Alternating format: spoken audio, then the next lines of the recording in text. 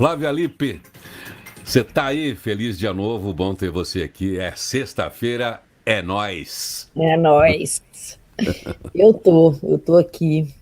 Obrigada, viu? Adoro estar aqui com vocês. Gente, é só compaixão. Eu dei É uma isso aula aí. ao vivo outro dia, a gente estava falando sobre felicidade, né?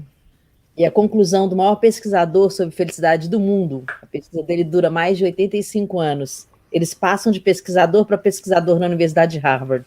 É lindo isso, né? O pesquisador morre e o outro continua a pesquisa. Sim, Sabe qual foi a conclusão? Que é, felicidade é amor. Não tem outra coisa, é só isso. Então, quando a gente pois fala é. dessa união, né, dessa colaboração, a gente está falando de amor, né? É isso aí, comunhão, colaboração. Ô Flávia, a gente escolheu um tema hoje aqui. Parece que ele não tem a devida leveza, a gente evita esse assunto. Realmente não é um assunto para se difundir do ponto de vista da dor, mas é um assunto muito importante em relação à comunhão, em relação à atenção, ao vínculo que a gente tem com as pessoas que estão perto da gente e as dores que elas sofrem, às vezes de uma maneira silenciosa e elas às vezes nos poupam, né? E, ao mesmo tempo que elas estão lá num dilema muito grande, que é aquilo que chamamos de dores da alma, são as depressões e as doenças mentais, algo que você tem se dedicado também durante a sua vida, através de práticas totalmente fora do ambiente do divã. Esse tem sido, a meu ver, o seu trabalho durante a sua vida, né? Com toda a sua atividade de comunicação, você sempre teve esse olhar para que as pessoas estejam sadias. Mas eu quero falar aqui do Setembro Amarelo, começando com uma notícia terrível, que é dar o que tem de mapa no mundo para dizer o quanto isso é preocupante e por que existe o Setembro Amarelo. Cerca de 1 milhão de pessoas acabam com suas vidas todos os anos no mundo. Uma pessoa a cada 40 segundos. Desde que eu comecei o programa, 3 pessoas cometeram essa violência contra si mesmas. Os números continuam alarmantes, embora a taxa de suicídio per capita esteja caindo levemente, segundo informou a OMS esse mês, no dia 10, que foi o Dia Mundial de Prevenção pela Organização Mundial da Saúde. O Brasil tem essa campanha que estende para o mês todo, né, o Setembro Amarelo, que é muito importante. Nós temos aqui dados bastante significativos também de pessoas de todas as idades que cometem o suicídio. E elas não deixam um aviso tão claro assim. Nós vivemos uma sociedade bastante exigente, né, Flávia? Uma autocobrança muito forte. Enfim, alguma coisa pode estar em conflito nesse mundo confuso, complexo, e algumas pessoas têm mais dificuldades de lidar com isso. Claro que eu não estou tratando de questões químicas da psiquiatria. Estou dizendo desse caminho que a gente tem, às vezes, que nos leva também a um processo desse. E você tem pensado sobre isso. É muito triste falar desse assunto, eu sei, mas a nossa busca aqui é de uma delicadeza para que a gente sempre fique atento. Esse é o caminho num mês como esse, Flávia, de atenção, quer dizer, olhe para o lado, perceba o que as pessoas estão dizendo sem falar. É isso que a gente tem que chamar a atenção, Flávia? Então, eu comecei falando de felicidade e amor, porque, claro que, né, a gente, quando vai falar de um tema tão delicado como esse, a gente tem que trazer muitas ciências aqui, né? Não só a psiquiatria, como a própria neurociência, a biologia. Mas antes de qualquer ciência, né, Irineu, eu acho que essa é a nossa proposta juntos, até quando a gente propõe conversar sobre a vida, é esse compartilhar da vida, né? O compartilhamento da vida, ele pode trazer muitas curas e muitas saídas, né? Porque geralmente, assim, 97% dos casos de suicídio, e feito em pesquisas depois no cérebro dessas pessoas, nas autópsias psicológicas, 97% dos casos são de pessoas que têm depressão, esquizofrenia, transtorno bipolar, transtorno de personalidade borderline e dependência química. Então, é um número muito alto dentro da doença psiquiátrica. E normalmente o suicídio ele acontece porque não foi olhado em algum momento esse estado psíquico e patológico dessa pessoa. E é interessante assim a gente olhar como que isso não é notado, né? Não é notado, não é porque a família não ama, não é notado porque os amigos não amam, é porque a gente se habituou com uma certa tristeza e também se habituou de uma certa forma também àquela positividade tóxica, sabe? Então, às vezes as pessoas ficam com medo de falar que elas estão sofrendo. Fora todos os preconceitos, né, de você ter uma doença mental, tem um preconceito de você falar que está doendo, né, que está sofrendo. E a outra pessoa te respondendo, isso é bobagem, isso vai passar. E não é. A dor do outro, ela tem um tamanho diferente e às vezes está camuflando, né, assim, uma doença química ali, né, uma doença mental que precisa de ajuda de um psiquiatra. Claro que tem suicídio em outras circunstâncias, né, como, sei lá, um diagnóstico de uma doença incurável, uma falência, uma desonra, uma decepção amorosa, mas assim, são 3% dos casos. Né, os maiores casos estão ligados a uma doença psíquica, né?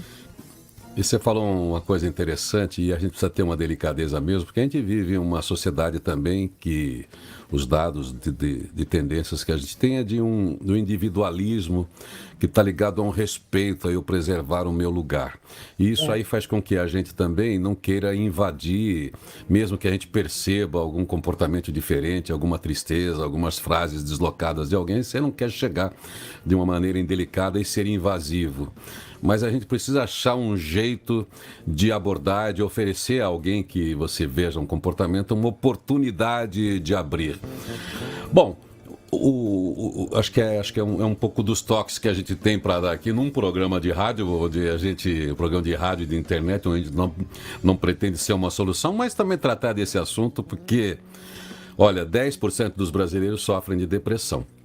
Isso significa que uma pessoa a cada 20, mais ou menos, perto da gente, tem um comportamento ali e, dentre essas, algumas podem ir para uma situação mais crítica, profunda e que leva ela a perder totalmente o sentido das coisas. E aí que a gente chega a esses dados alarmantes. Então, vamos falar sobre isso para que você aí que nos acompanha possa olhar para dentro de você também, porque grande parte das doenças depressivas, elas não são hereditárias, né? Elas são adquiridas por causa dessa sociedade que a gente vive. Então, a gente precisa se conhecer. Então, olha para dentro de você, para suas tristezas boas. Uma melancolia é muito boa para você escrever um blues, para escrever um samba-canção. E que você escreva, que você chore, que é um jeito de elaborar essa tristeza. Mas que você não fique também muito tempo lá dentro, né, lá no fundo. Depois que se aprendeu com aquela dor, venha para fora, venha para... Mas enfim, preste atenção. E aquela coisa importante, que por isso que existe o Setembro Amarelo, olha para fora. Olhar para o outro, olha para quem está perto, com essa delicadeza e sem julgamento, só para saber se a pessoa está bem. Eu vou, antes de interromper você, Flávia, trazer a frase de um cara aqui, que é um médico, que também trabalha, e você leu muito esse médico, porque ele também trabalha fora da medicina tradicional, pensando no equilíbrio, que é o Deepak Chopra, que mora nos Estados Unidos praticamente a vida toda. Ele diz assim, não dá para nutrir sentimentos como hostilidade, ciúme, medo, culpa, depressão. Essas são emoções tóxicas. Importante, onde há prazer, há a semente da dor, e vice-versa. Talvez ele está falando de quando a gente fica viciado naquela mesma coisa, naquele mesmo prazer. Ele diz aqui também uma coisa fantástica que todo mundo diz, mas para você fixar aí, o segredo é o movimento. Não ficar preso na dor, nem no prazer, que então vira vício. Não se deve reprimir ou evitar a dor, mas tomar responsabilidade sobre ela. É uma responsabilidade a gente ter autonomia, né, Flávia, sobre aquilo que a gente está pensando, aquilo que a gente pode decidir, e não esquecer que a gente tem a independência. A independência, quer dizer, a gente pode agir contra né, as coisas que nos afetam, porque a gente já raciocinou, já racionalizou com essa autonomia que todo ser humano tem. E aí a gente tem que lembrar que a gente é independente para mudar um estado de coisas. Vamos falar sobre isso então com as suas outras experiências aí já? Vamos. Assim, a pessoa num estado de sofrimento, Irineu, ela não tem esse raciocínio lógico nem cognitivo dessa maneira. É tipo uma pessoa com dor de barriga, você fala, para de ir no banheiro. Não vai parar. Ela não vai conseguir. Então, a tristeza profunda, e ela, como a gente estava falando, que ela pode vir de vários medos diferentes, assim, se a gente for olhar num estreitamento científico, né, vou falar estreitamento porque a vida não é só ciência, no estreitamento científico, essa pessoa está com estreitamento cognitivo, então ela está com a incapacidade de enxergar uma situação com diferentes perspectivas e de fazer concessões a si mesma, né, de começar, de perceber que a vida é transitória, de entender que as constelações elas se formam e se desfazem e que nada é definitivo. Né? E esse estado psíquico é em si patológico. E esse estado precisa de intervenção, entende? Porque não é você falar com a pessoa que está deprimida, vamos sair, você vai se animar? Não vai. Não vai, ela não vai se animar. Entende? Por isso que quem convive com uma pessoa que está com depressão, ou quem convive com uma pessoa que está com os comportamentos diferentes, por exemplo, a pessoa que dá sinais de comportamento suicida, ela faz alguns comentários, tipo, a vida não vale a pena, melhor morrer mesmo, começa a se isolar mais, distanciar das pessoas, tem uma apatia extrema, entende? Doa os objetos pessoais, ou então vende tudo que é dela, entende? Essas percepções, elas são... elas não são disfarçadas, na verdade. Elas são diretamente claras, e quem estiver ao lado e pode observar isso, pode saber que é um quadro depressivo. Entende? Pode ser um quadro que não vai chegar, né, ao suicídio, mas pode ser um quadro depressivo que pode chegar ao suicídio. Né? E é preciso abraçar essa pessoa mesmo, ter muita paciência. As pessoas não têm paciência com quem tem depressão, não tem. Não, é difícil, é complexo pra gente, porque todo mundo carrega já suas questões internas, existenciais. Ô Flávia, vamos falar disso, mas enfim, existe um caminho, a gente mesmo precisa observar, é um degrau, né, que você desce um de cada vez e é preciso estar atento sempre em relação a nós mesmos e em relação aos outros. Mas segura aí, pra gente falar desse assunto, é o Setembro Amarelo, um assunto importante, uma reflexão importante para saber como é que a gente olha para o lado, como é que olha para dentro, como é que a gente atua, porque é uma campanha para se prevenir. Prevenir é isso aí, ver qual é o processo, qual é o caminho que uma pessoa trilha até ela cometer um ato terrível contra si mesma, o maior de todos. Então eu já volto com você. Viu, Flávia? A música é um grande colaborador, né? Cantar é um grande jeito que eu sempre acho de dar uma limpada na cabeça, nem que sejam músicas que tratem da felicidade contando tristeza, são formas de elaboração. Tem um samba que eu vou deixar aqui como frase musical para quem conhece. O samba aí já tem mais de 30 anos, mas é um baita de um sucesso na voz do Almir Guineto. Ele diz assim, ó... Deixe de lado esse baixo astral, erga a cabeça em frente ao mal, que agindo assim será vital para o seu coração. E ele diz aí, ó, é que em cada experiência se aprende uma lição. Eu já sofri por amar assim, me dediquei mais, foi tudo em vão. E como é que é o refrão? Tem que lutar, não se abater. Falando de amor, né? Que é um samba, né?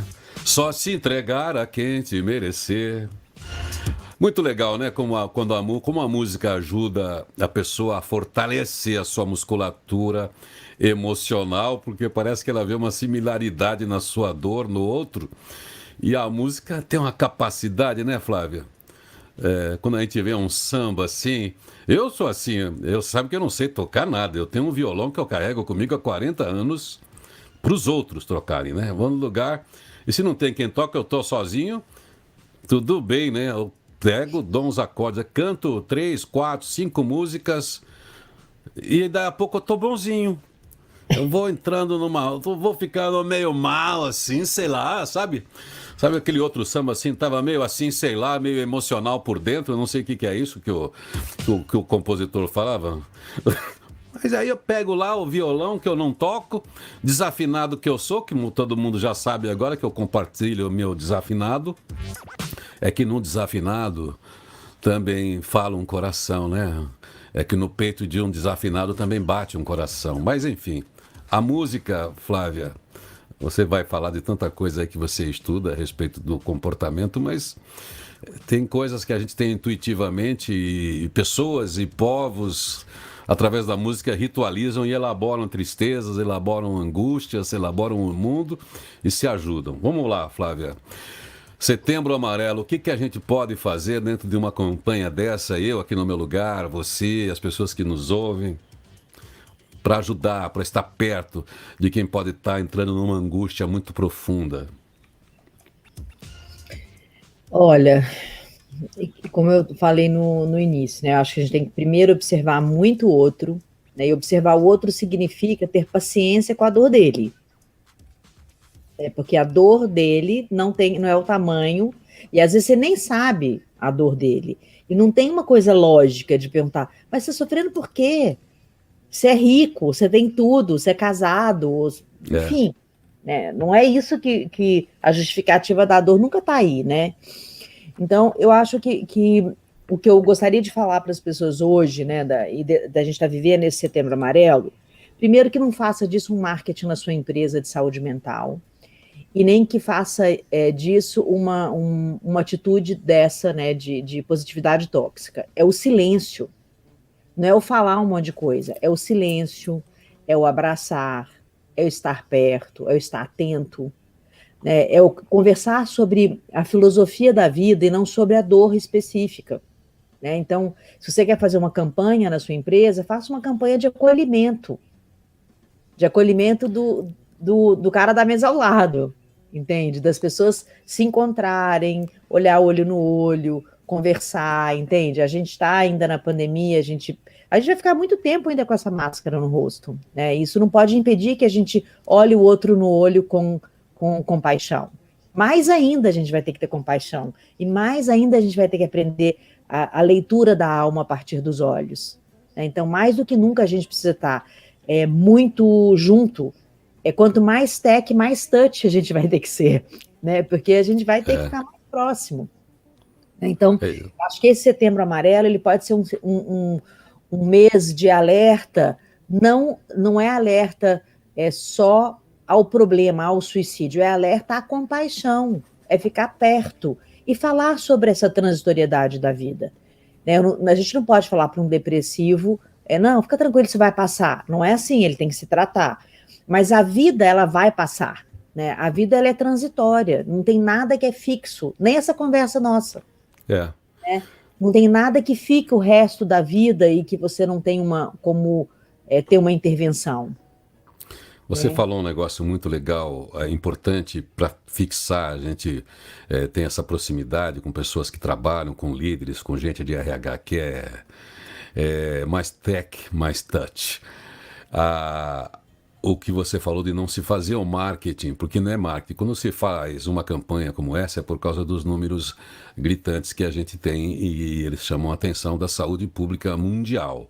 É uma questão de saúde pública mundial. A campanha, ela alerta. Agora, a pessoa dentro da empresa não é uma campanha.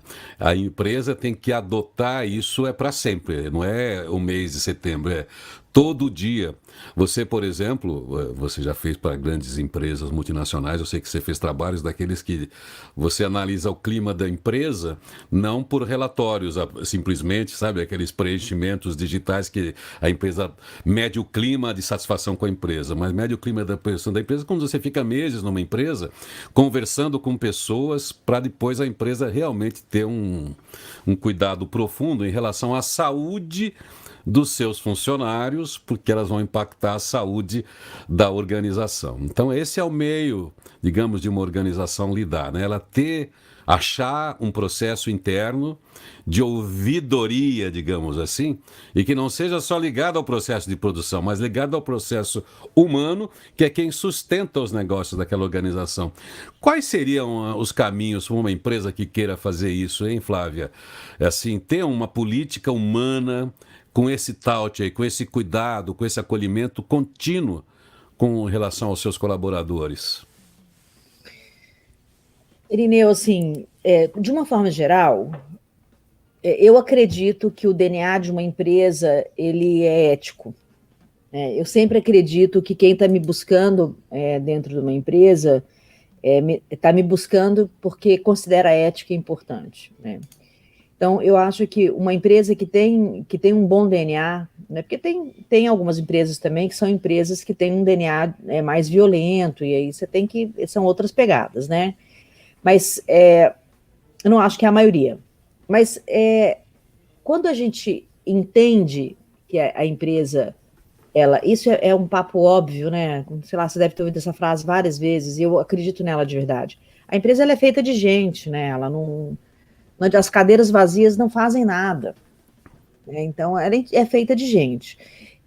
Quando a gente tira a parte técnica do RH, né? Quando a gente tira a parte óbvia das relações profissionais, e a gente realmente deseja olhar para o outro como uma pessoa que compartilha ideias, compartilha a vida, está ali com o mesmo sonho. Todo mundo que está trabalhando tem um sonho. Ou o cara está sonhando ter uma família estruturada, ou ele está querendo ter uma casa mais confortável, ele quer que as filhas estudem numa escola melhor. Não tem ninguém que está trabalhando por nada. Os propósitos pessoais, eles precisam ser respeitados. E quando a gente está falando do Setembro Amarelo, que tem uma coisa específica que é o suicídio, e dentro disso tem a saúde mental. Um tema como saúde mental, gente, ele tem que ser endereçado. Ele tem que ser endereçado de forma técnica, de forma científica e de forma afetiva. Não dá para ser uma campanha. Ai, meu Deus, chegou o Setembro Amarelo. Você fez alguma coisa? Você fez um post? Não é isso. Não é isso. É endereçar, de fato, algo importante que impacta na vida das pessoas de verdade. É um impacto real, né? Não é o impacto da fotinho. Não, fizemos a nossa parte. Se eles não querem ler, é outro problema. Fizemos a nossa parte. Não. Quando a gente faz a parte da gente, a gente está intrinsecamente ligado à dor do outro. Eu acho que o que eu proponho para as empresas a campanha é importante, os posts, né, fazer, de repente, encontros, etc., mas o cotidiano da atenção, do afeto. Né? Ali tem um sonhador na sua frente. Ali tem uma pessoa que criou uma história, que tem um propósito, que a carreira dela é muito mais do que só ir lá, bater o ponto, ganhar o dinheiro e voltar para casa. Ela escolheu, de certa forma, aquilo. Né? Então, a gente precisa trabalhar com o afeto humano, levar a compaixão para o ambiente de trabalho, permitir que as pessoas sejam pessoas no seu ambiente de trabalho. Porque senão, claro, a gente vai ter milhões de problemas. Problemas de afastamento por depressão, afastamento por doenças mentais, que é alto, agora na pandemia ficou mais alto ainda, e isso não ser um tabu. Essa pessoa não pode ser condenada. Você volta aqui no trabalho, depois você for bom da cabeça. Isso é uma condenação, entende? Então, é esse olhar compassivo às dores, independente se forem a partir de uma doença mental, que é né, a gente fala doença mental, assusta mais ainda, né, mas a saúde mental, ela traz uma questão que pode ser uma depressão, que tem que ser tratada com um remedinho, às vezes. Né? Então, esse olhar compassivo a qualquer dor, da perna quebrada, a cabeça quebrada, tem que ser com o mesmo olhar, né? Não, você está com a perna quebrada, assim que você estiver bom, né, que você puder correr, você volta. Não, ela tem depressão. Não vai dar para trabalhar nessa empresa, não. Vai ser assim o resto da vida. Você entende? Esse preconceito é muito perigoso, né? Flávia, saindo um pouco da empresa e voltando para a pessoa, não sei se isso aqui é um chavão perigoso, mas queria que você refletisse sobre isso. abre aspas, né? Depressão é excesso de passado em nossas mentes. Ansiedade é excesso de futuro. O momento presente é a chave para a cura de todos os males mentais. Eu sei que é perigoso colocar a cura de todos os males, mas é uma das chaves estar presente. Na verdade, eu acho que é a única chave. É a única mesmo. Eu acho que é a única, sabe por quê? Você, A transitoriedade da vida, a gente não precisa ficar procurando em nenhum artigo científico sobre isso, né? A gente é o cotidiano. Você acorda de manhã, todo dia é diferente, né? Com a cara mais amassada, um dia mais velho, né? E a gente tem sempre uma modificação. Eu sou uma pessoa super organizada e super planejada. Não adianta, você pode organizar, planejar e ter meta a cumprir, mas controlar a vida não funciona. Nunca dá certo. Né? Você tem uma agenda ali que você segue, você também segue as suas pautas aí, a gente tem as coisas que a gente tem que fazer, mas controlar a vida não dá, porque os resultados não são exatamente controláveis, porque o resultado depende de todo o planeta com você, desde a primeira pessoa que está em ação com você. O que a gente faz aqui, a gente não sabe o resultado final. Nossa, você falou a palavra que atormenta, é tortura, e as pessoas não percebem isso, que é o controlar. A gente não tem controle, não existe controle do mundo externo, existe uma gestão, né, da nossa movimentação, e também o controle interno não é uma coisa fácil, tanto que existem tantas práticas, você que mergulha aí há décadas em meditação e tantas pessoas orientando ao mindfulness, isso a gente até tratou essa semana aqui, para que a pessoa tenha algum controle, consciência, a alta consciência que se desenvolve, para que você seja dono de você e das suas escolhas.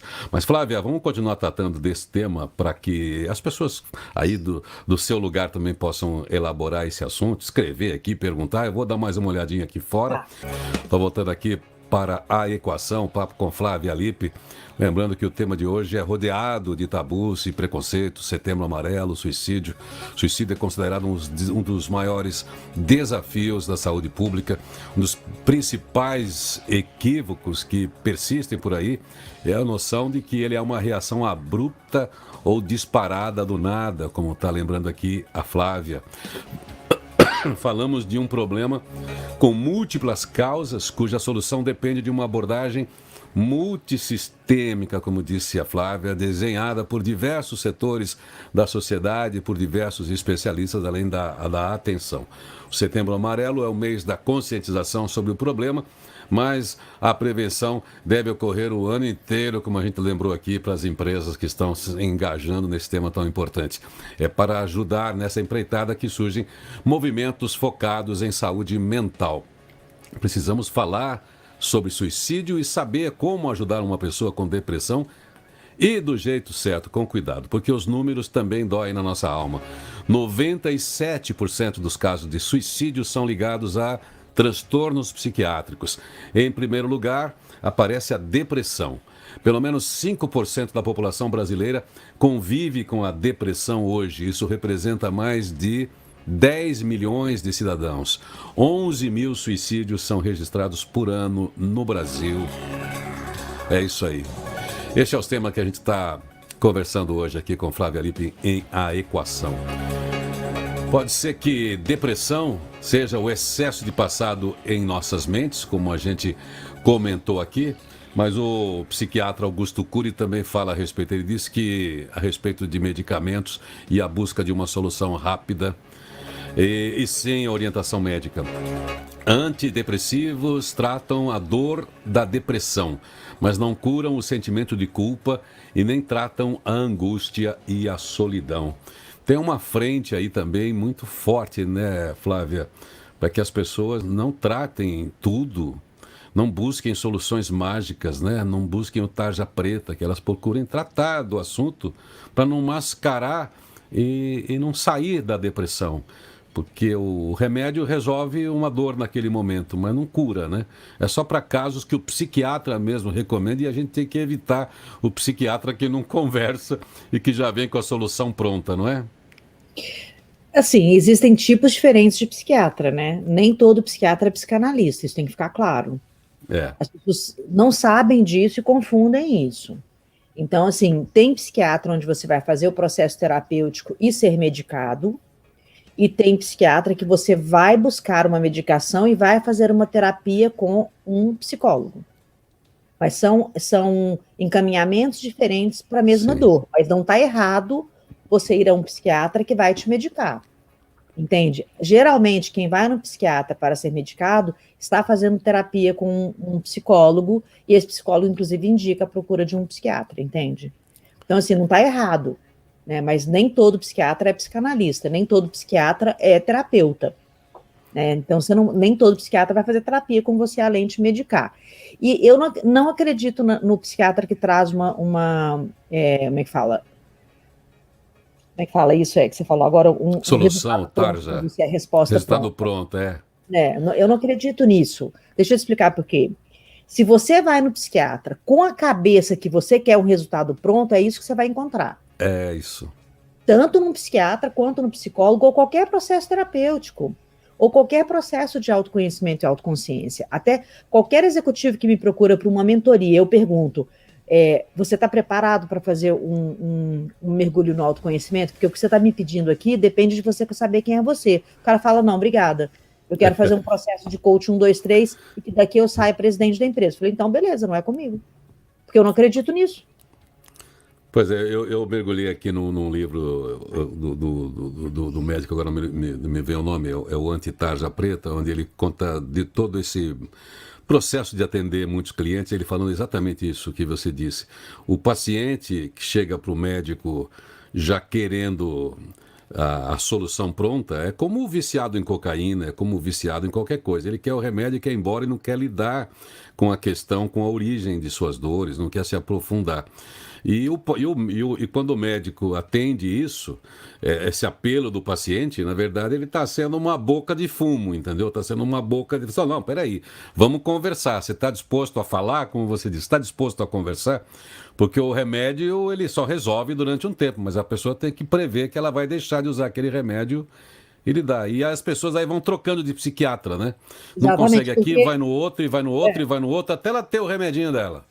porque é muito fácil culpar o psiquiatra. É É, muito fácil culpar o profissional. Aliás, a coisa mais fácil que tem é essa. é. E é mais fácil porque aquele cara não é bom, não resolveu o meu problema, ninguém vai resolver seu problema.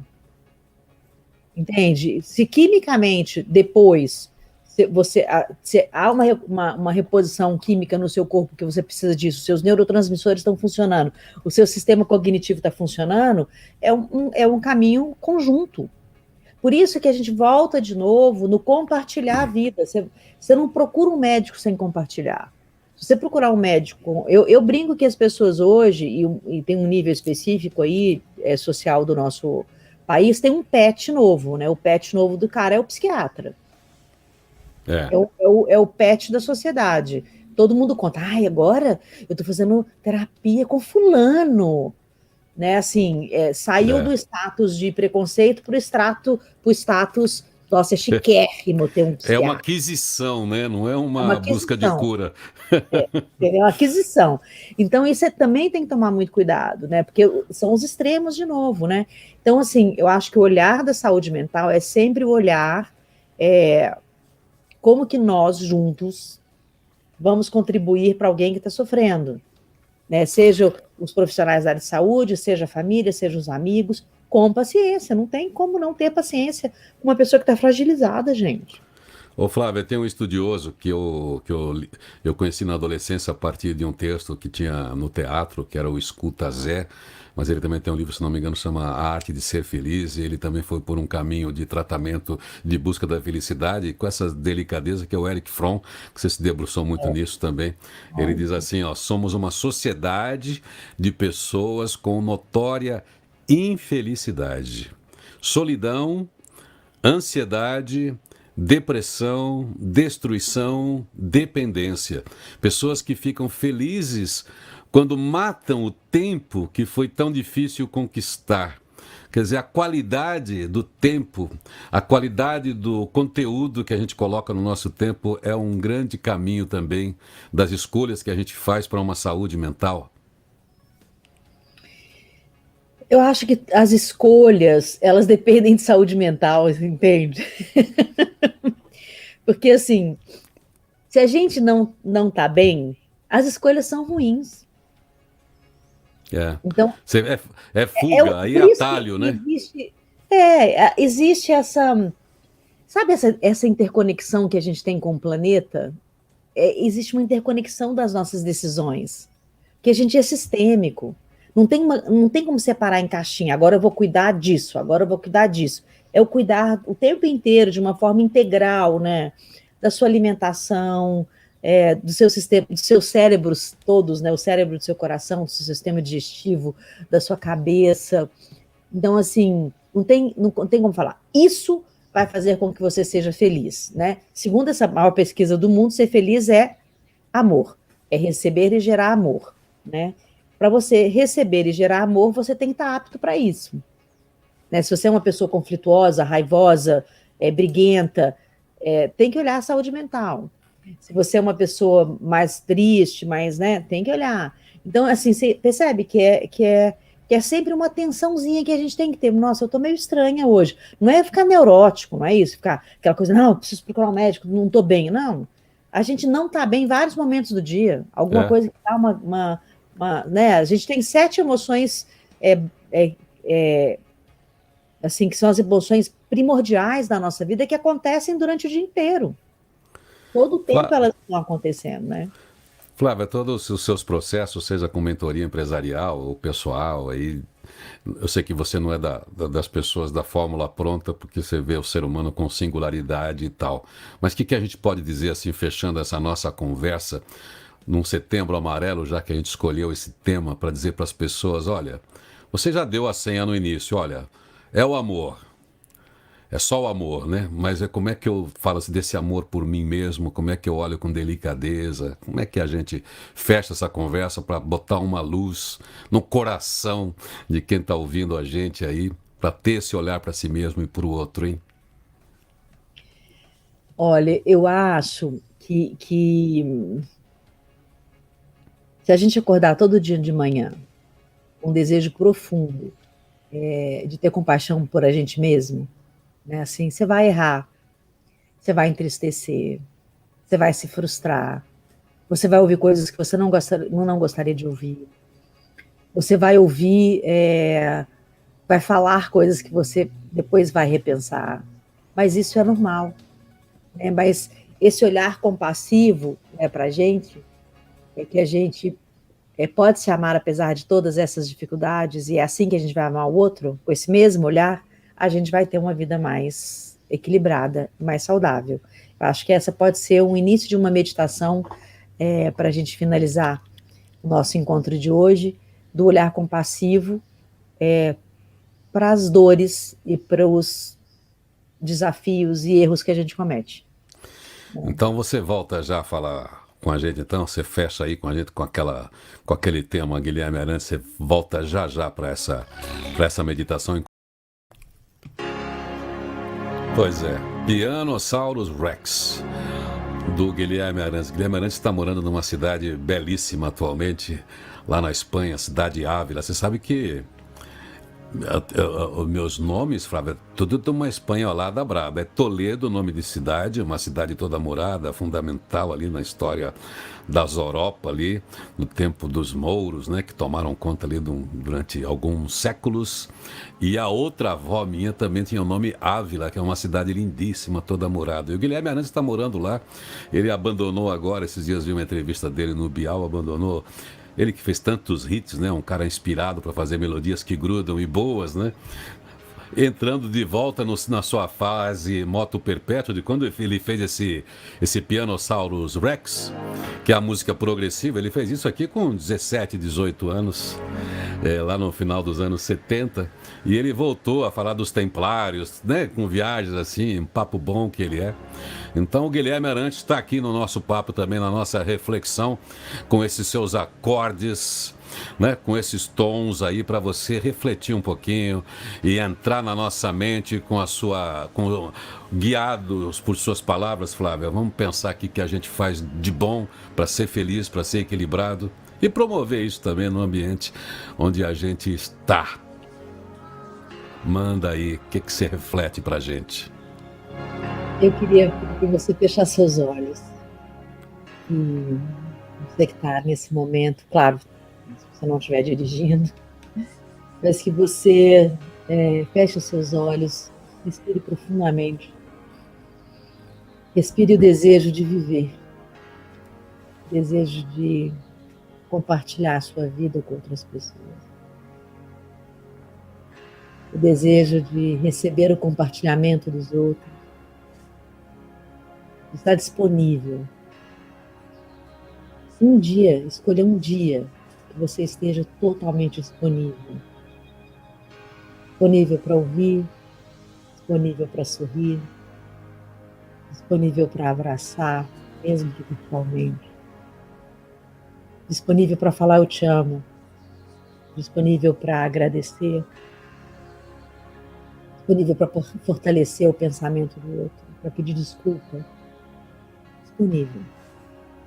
Se você gostar desse dia, eu acho que você vai gostar. Coloca mais um dia. Quando você vê, você está todos os dias disponível para viver. O Setembro Amarelo possa ser a porta de entrada para um ser disponível, vivo, real, cheio de dores e amores, mas disponível. Que a gente possa se encontrar muitas vezes e trocar muitos namores, muita compaixão, muito carinho. Feliz sexta-feira e um ótimo final de semana para você. Obrigado, Flávia. Obrigado, Flávia. Super sexta-feira para você também. Bom fim de semana e feliz dia novo, feliz dia todo. Namastê. Como é que a gente fala? Eu te respeito com o meu coração, com a minha palavra e com o meu pensamento. É assim? É assim. Namastê. Feliz dia novo. Gente, valeu, hein? Aproveita o seu dia aí. Tchau. Feliz Dia Novo, o seu primeiro programa Rádio Positiva.